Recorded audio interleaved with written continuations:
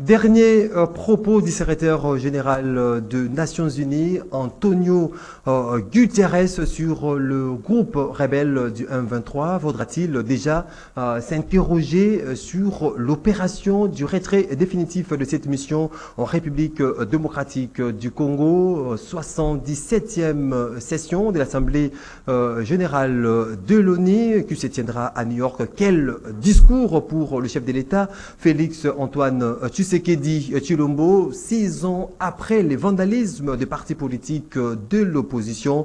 Qu'en est-il de la réparation des victimes? On en parle. Mesdames, Messieurs, fidèles téléspectateurs de Canal Congo Télévision, bienvenue à votre émission Zoom. On a l'immense honneur de recevoir ces jours Philippe Kazadi. Philippe Kazadi est secrétaire national chargé de communication de l'ADP, ces partis politiques chers à Christophe Lutundu, là auquel je dis bonsoir et bienvenue.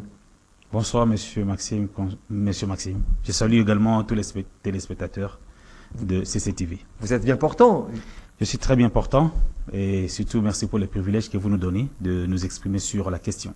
L'actualité oblige, Philippe Kazadi. Dernière sortie médiatique du secrétaire général de l'ONU, Antonio Guterres. C'était sur les ondes de RFI et France 24 sur la question de la présence ou de groupes rebelles du M23 sur notre sol qui sont présentement à Bunagana. Le secrétaire général de l'ONU déclare que le M23 est une armée moderne et détient un équipement lourd et perfectionné. Quelle lecture faites-vous, premièrement, par rapport à ces propos d'un secrétaire général de l'ONU? Merci beaucoup. À mon entendement, le secrétaire général des Nations Unies, Guterres, Antonio, vient de réaliser une interview, je dirais quelque peu kamikaze. Kamikaze parce que il est à son niveau de responsabilité en train d'avancer ou de faire des révélations sur ce que l'État congolais a toujours dit, mais que la communauté internationale, dont il est un grand responsable, donc Antonio Guterres, dont il est grand responsable, fait sourde oreille de toutes les déclarations faites par le gouvernement congolais. Nous disons depuis belle lurette que, au regard du dispositif matériel et en homme que détient le M23, il ne s'agit pas d'un mouvement rebelle. Il s'agit d'une armée étrangère qui est rentrée sur le sol congolais. Et cette armée, c'est bien l'armée du Rwanda. On l'a dit à maintes reprises. Et le secrétaire général des Nations Unies dit que le M23 détient des équipements très lourds et plus sophistiqués que ceux détenus par la MONUSCO. On lui pose la question, d'où le M23 tire ou obtient ces équipements? Il dit de quelque part. Voici la mauvaise foi. Voici... De quelque part, c'est-à-dire le secrétaire général de l'ONU connaît l'origine de ravitaillement de ce groupe rebelle du M23. Absolument, mais c'est la langue du bois. C'est la langue du bois que le secrétaire général des Nations Unies a tenu. C'est la langue du bois. On lui pose la question d'où le M23 tire ses armes. Il dit simplement de quelque part. Et il avance disant que le M23, ses armes, il ne l'obtient pas de la forêt quand même. Oui. Ça vient donc de quelque part. Et de quelque part, il s'agit, on voit le positionnement du M23, on peut facilement comprendre d'où viennent ces armes. Quand nous disons que ça vient du Rwanda, pourquoi le secrétaire général des Nations Unies ne peut pas nommer le Rwanda? Parce qu'il sait qu'en faisant une telle déclaration, il va ouvrir la porte vers la paix à l'est de la République démocratique du Congo. Et comme il ne veut pas de la paix, parce que moi je considère que la République démocratique du Congo fait face à un complot international. Et le secrétaire général doit arrêter avec cette langue du bois, parce que là, ça nous donne l'impression qu'il est un élément majeur dans ce complot qui est fomenté contre la République démocratique du Congo. Donc aujourd'hui, on peut plus aller par 4 chemins pour affirmer ou cette thèse que l'opinion estime que la RDC fait face à un complot international. Il n'y a pas de 4 chemins à prendre, il n'y a pas de tergiversation à faire. Bunagana est occupé par le Rwanda. Et c'est le Rwanda qui pille pendant ces temps les ressources minières de la République démocratique du Congo. Le M23, c'est un éventail. Le M23, c'est un subterfuge. Les vrais acteurs, les vrais auteurs de cette guerre, c'est le Rwanda. Et le Rwanda est en train de tirer les dividendes économiques de ça.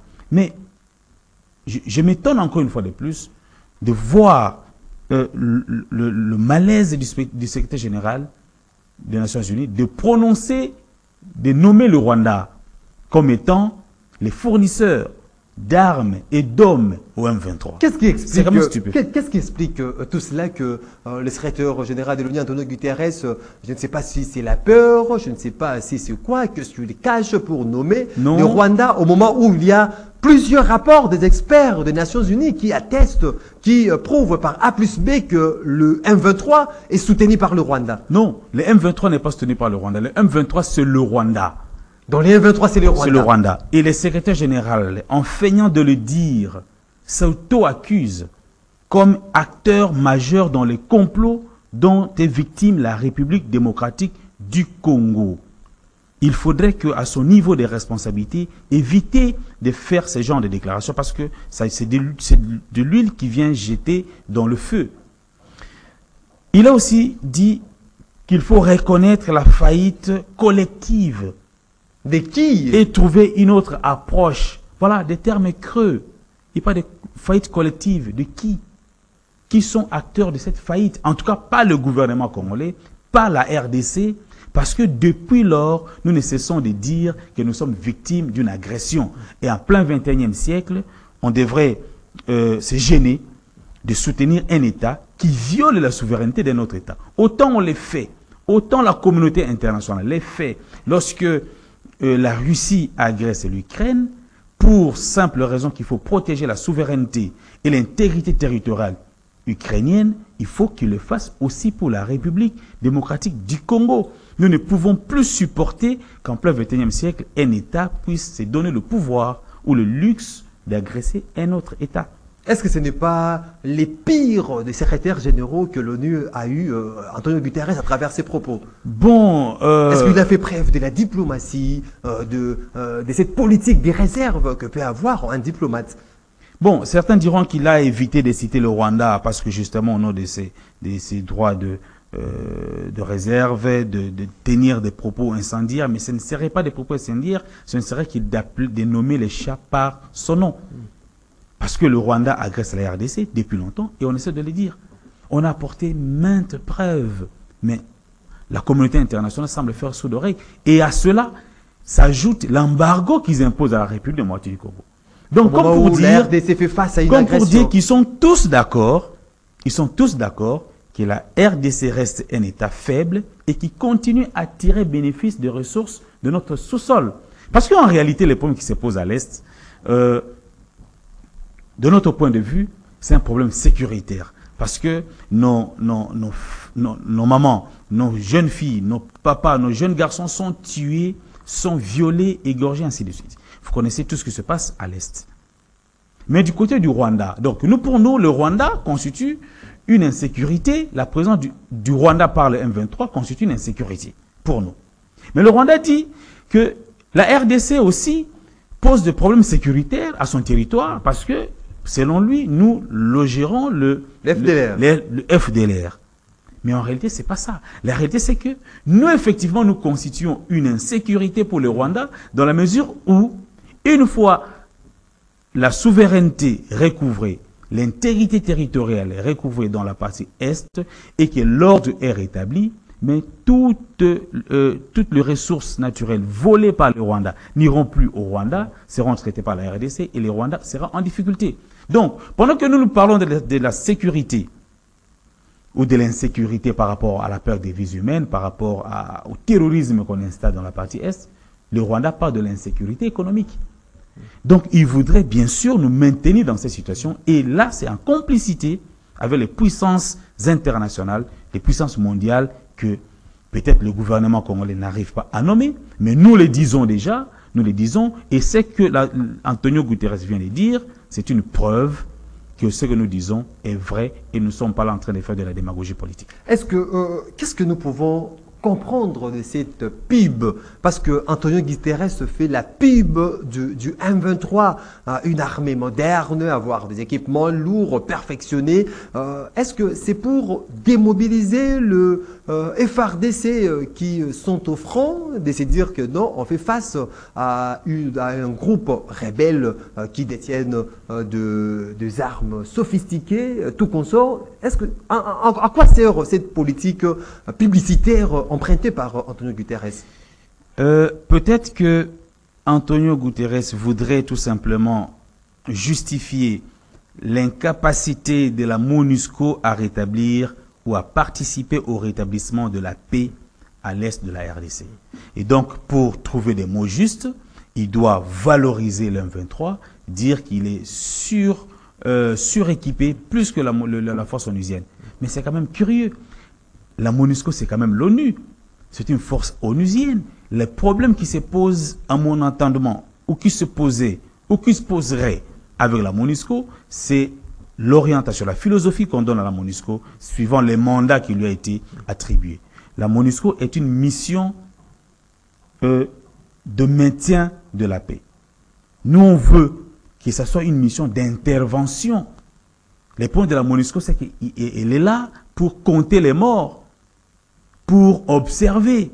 Mais nous voulions, et la population veut que la MONUSCO soit un élément qui participe à l'imposition de la paix. Et d'ailleurs, vous comprenez plus loin dans son intervention, le secrétaire général des Nations Unies dit qu'il voudrait, à son entendement bien sûr, il veut que l'on mette en place une force africaine robuste qui soit pour le maintien ou l'imposition de la paix et qui soit financée par les mécanismes des Nations Unies. Donc, si déjà, les Nations Unies. Voilà, si déjà au niveau de la force africaine, il veut qu'elle soit une force robuste, il veut qu'il soit une force d'imposition de la paix, mais pourquoi il ne le souhaite pas pour la MONUSCO? Pourquoi il ne souhaite pas que la MONUSCO soit une force d'imposition de la paix? Parce que la MONUSCO aujourd'hui a failli démontrer ses faiblesses. C'est curieux qu'ils disent même que la MONUSCO est une mission de maintien de la paix. C'est-à-dire qu'il faut qu'il y ait la paix pour que la MONUSCO puisse maintenir la paix. Mais il s'étonne que... Enfin, il veut justifier les difficultés de la MONUSCO encore des parce civils. que la MONUSCO fonctionne... Excusez-moi. Parce que la MONUSCO fonctionne dans une zone où il n'y a pas la paix. Donc, il n'y a pas moyen de maintenir la paix parce qu'il n'y a pas encore la paix. Donc, en conclusion, c'est à l'État congolais qui revient d'installer la paix et la MONUSCO viendrait pour maintenir la paix. Mais nous disons que nous n'avons pas forcément besoin de la MONUSCO pour imposer la paix. Nous avons besoin de mesures discriminatoires, injustes, des décisions discriminatoires, injustes et prises au niveau de la communauté internationale contre la RDC, que ces décisions soient levées, notamment la question de l'embargo. Il faudrait qu'on nous laisse nous fournir en armes comme un État souverain pour que nous fassions face à cette agression rwandaise sur notre territoire. Nous n'avons pas besoin d'aide. Nous avons besoin de nous prendre en charge, de nous autosuffire.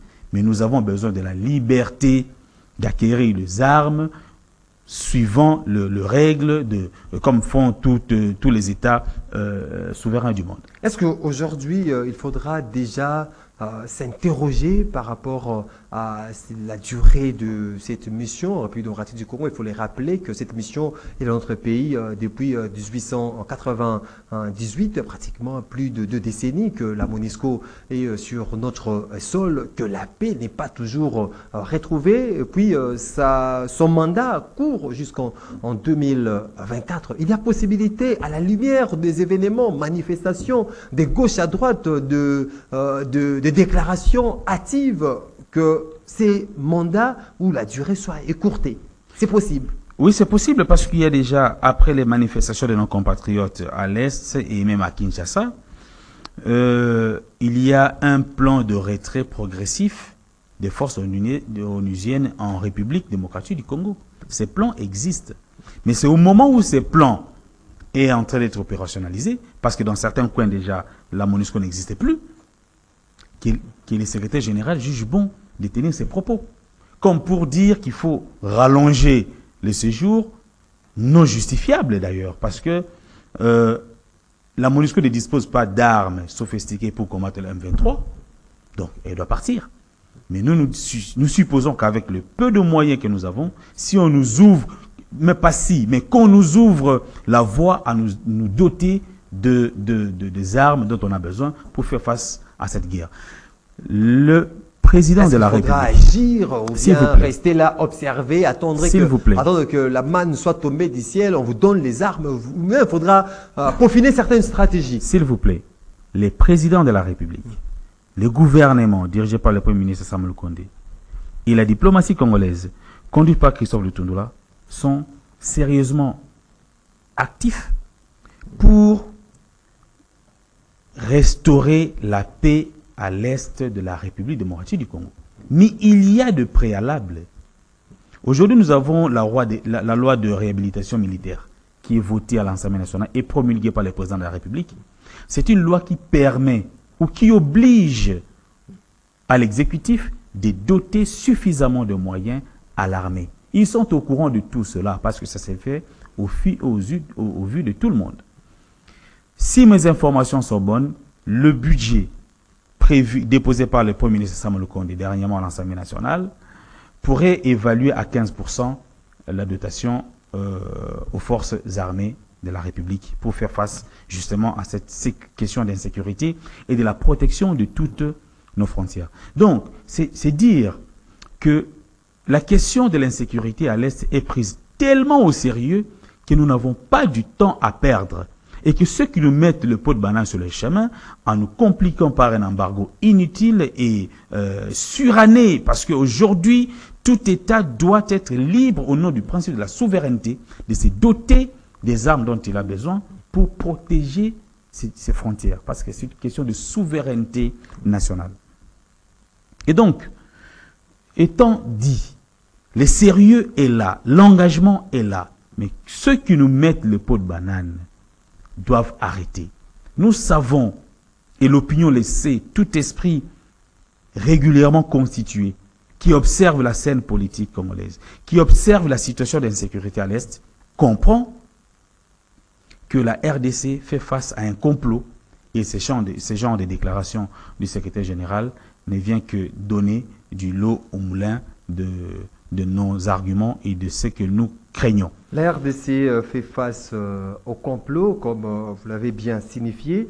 Mais Philippe Kazadi, on a remarqué tout récemment avec Mathias Gilman, qui fut le porte-parole de la MONUSCO, après avoir tenu des propos pareils à celui du secrétaire général des Nations Unies. Il a été expulsé parce que le gouvernement avait jugé que le propos tenu par le porte-parole était des natures à créer une révolte, à créer un soulèvement, tout consort. Aujourd'hui, quelle sera la réplique du gouvernement congolais face à ce qui a été dit par le CG de l'ONU? En tout cas, confiant de la responsabilité de notre gouvernement, je suis sûr qu'une réponse appropriée lui sera réservée. Mais c'est une question de temps.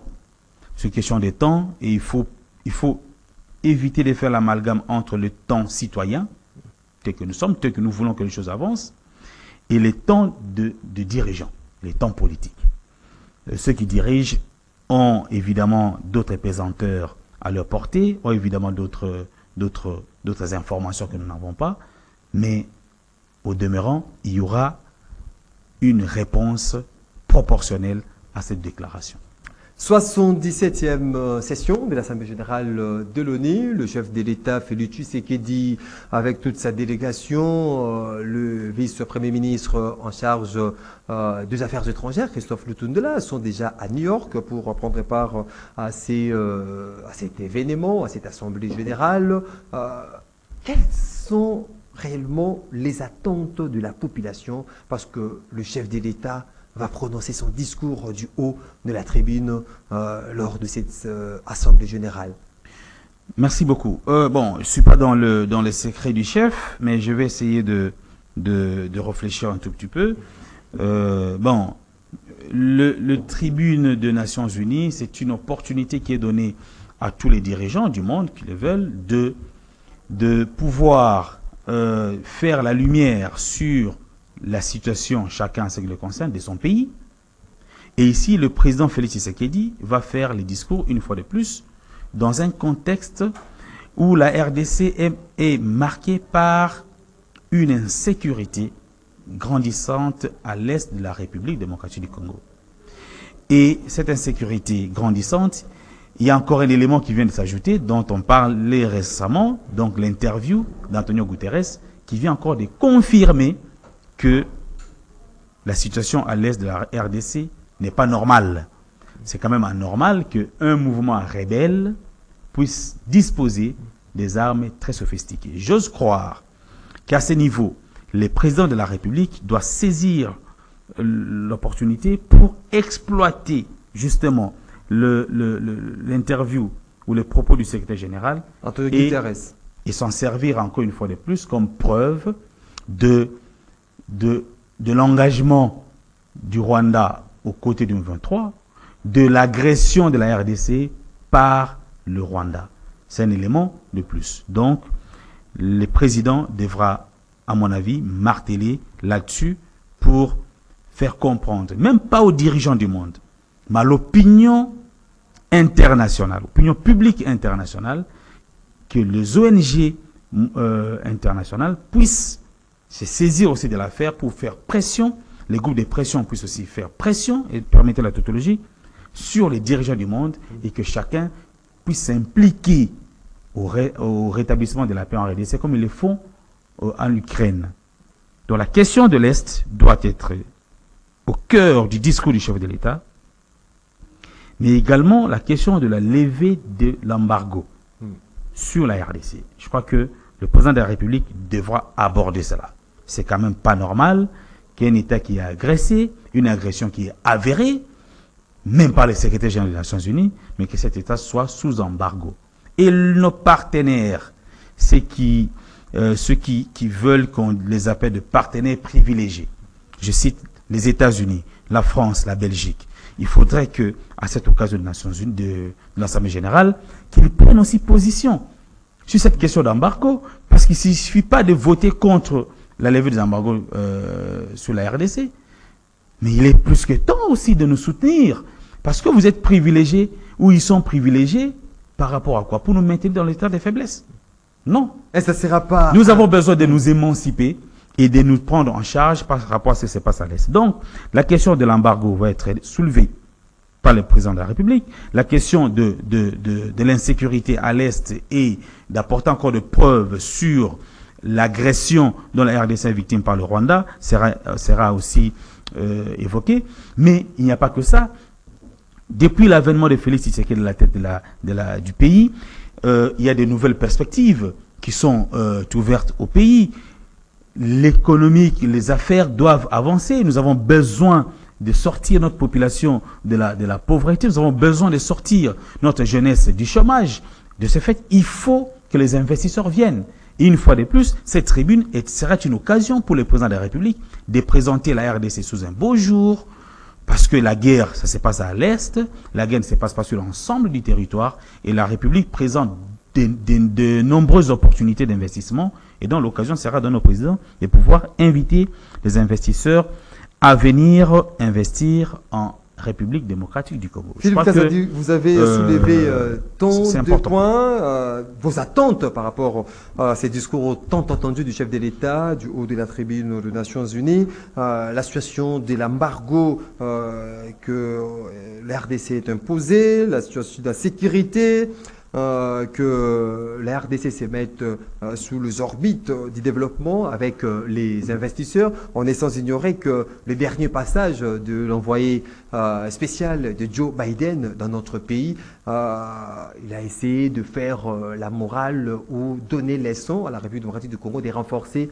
d'avoir une vraie lutte contre la corruption pour pouvoir voir les investisseurs internationaux dans ces pays. Mais ça, on risque pas d'avoir d'assister à un rendez-vous manqué de la part du chef de l'État Félix Tshisekedi au moment où les Congolais veulent basculer par de cet embargo, la situation d'insécurité, que le chef de l'État pointe du doigt accusateur le Rwanda qui agresse notre pays, qui alimente le groupe rebelle pour créer désolation dans notre pays. On ne risque pas d'avoir un rendez-vous manqué ou bien il faut rester optimiste, croire que le chef de l'État Félix Tshisekedi dira tout ce que pense la population du haut de la tribune des Nations Unies. Non, mais vous savez, le président de la République n'est pas de nature à faire la langue du bois. Hein. Il dit tout ce qui lui vient et je crois que sa franchise n'est plus à démontrer ici. Mais parce que vous parlez de la lutte contre la corruption, le président de la République est résolument engagé aussi sur ce terrain et vous savez déjà toutes les actions qu'il a posées. Ses collaborateurs sont loupés. S'il vous plaît, vous connaissez l'engagement qu'il a pris et les efforts qu'il est en train de fournir pour que ces cancers qui rongent notre économie puissent enfin être, comme on dit, extirpés de notre système politique et social. Mais quand cela ne tienne, ce sont des valeurs, en fait des antivaleurs qui sont foncièrement ancrées dans le chef des Congolais qu'il faudrait aussi du temps pour extirper. Alors, vous parlez de c'était quoi là, le problématique par rapport à l'envoyé spécial. De l'envoyé spécial de Joe Biden, qui appelle à une vraie lutte contre la corruption. Oui, parce non, mais attends. 4 ans après, il n'y a pas seulement cette lutte que le chef de l'État fait de ça son cheval de bataille, lutter contre la corruption. Oui, mais attends. Aujourd'hui, même ses proches collaborateurs sont trompés dans la corruption. Mais attendez. Le cas récent avec Vizé Chimanga. On lutte contre la corruption. C'est vrai que le président de la République lutte contre la corruption. Et vous ne pouvez pas vous en douter. Et il n'y a personne qui puisse dire que Félix Tshisekedi ne lutte pas contre la corruption. Maintenant, il y a une chose est de lutter contre la corruption ou contre une antivaleur. Une autre chose est que chaque Congolais, là où il est, s'imprègne de ça et abandonne les mauvaises pratiques. Donc là, on est dans ça. Donc, il y a des mauvaises pratiques qui persistent dans les chefs de certains d'entre nous, mais il faut les sévir, il faut les sanctionner pour qu'ils servent d'exemple à d'autres. Et je crois que, parce que vous parlez du conseiller stratégique du chef de l'État, il s'est lui-même déjà sanctionné en démissionnant. Il s'est déjà sanctionné en démissionnant, donc c'est encore un message fort. S'il vous plaît, l'image du chef de l'État. Non. L'image du chef de l'État bien au contraire, il est accusé, même pas par une justice, hein, il est accusé par le bruit des réseaux sociaux, mais il voit son honneur être entamé, il démissionne pour que, cas échéant, si la justice veut faire son travail, qu'elle fasse bien son travail. Et vous dites, là, ça suit l'image du chef de l'État. Bien au contraire. Bien au contraire, ça prouve que la question de la lutte contre la corruption et contre les antivaleurs est une question prise au sérieux au niveau supérieur de notre pays. On s'achemine lentement, mais sûrement vers la fin de cette émission. Philippe Kazadi, 6 ans après le vandalisme des partis politiques de l'opposition sous les règnes ou le régime de Joseph Kabila, qu'en est-il de la réparation? Aujourd'hui, l'opposant qui, jadis, le siège de son parti politique à la 10e Nourri a été vandalisé, le siège incendié, les membres brûlés, les membres qui sont morts dans le siège alimenté. Aujourd'hui, est-ce que on est en train de vivre la même chose, ou les victimes même de ces différents vandalismes? Qu'en est-il exactement de tout ça? Bon, il faut garder en mémoire ou garder une pensée pieuse pour nos compatriotes qui ont perdu la mort à ces occasions. Ça aurait pu être moi, parce que j'étais aussi parmi les manifestants contre le régime de Joseph Kabila. Mais le président Tshisekedi, en arrivant au pouvoir, je crois qu'il a prôné la politique du pardon, mais un pardon n'exclut pas la justice. Un pardon n'est véritable que lorsque il y a de la justice, il y a réparation. Ce n'est pas à mon niveau de cogiter sur leur réparation possible. Je crois qu'il faut honorer la mémoire de ces gens, de ceux qui ont perdu la vie plutôt à ces occasions, et que ces pratiques ne soient plus rééditées en République démocratique du Congo. Est-ce que Félix Tshisekedi pense aussi à toutes ces victimes du 19 septembre 2016? Mais bien sûr, parce que d'abord ceux qui sont morts dans ces cadres-là, ceux qui étaient brûlés, ce qui était brûlé dans l'essai de l'UDPS. Je crois que le président doit voir à son temps rencontrer le famille de ces combattants et les avoir honorés. Mais aujourd'hui, ça devrait plutôt être une date vraiment mémorable pour les partis politiques de l'opposition et montrer à la face du monde que nous sommes résolument engagés contre ces pratiques et ces pratiques ne devraient plus être héréditées en République démocratique du Congo.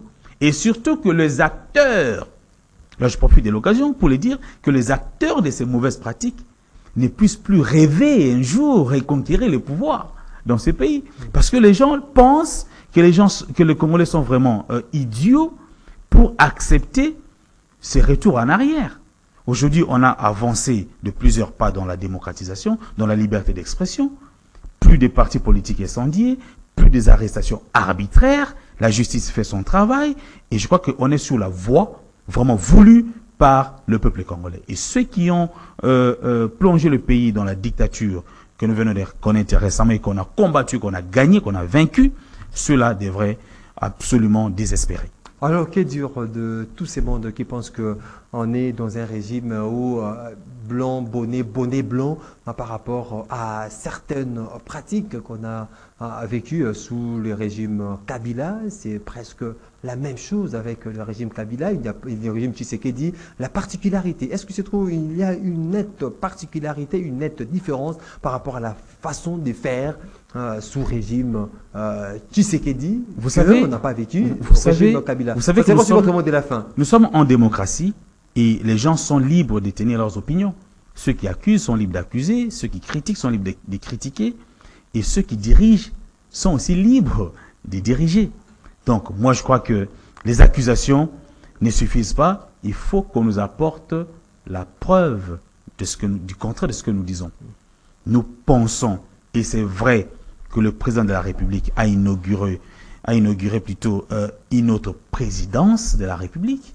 On a vu une présidence citoyenne depuis la venue de Félix Tshisekedi de la tête du pays, un président plus proche de la population que ne l'était son prédécesseur.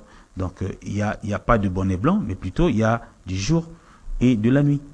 Mesdames, Messieurs, on dit le bonne chose de dire jamais, dit-on. Nous sommes à la fin de votre émission Zoom, qu'on a eu le plaisir de recevoir ces jours Philippe Kazadi. Philippe Kazadi est secrétaire national en charge de communication du parti ADP, cher à Christophe Lutundula. Je vous dis merci pour le temps disposé.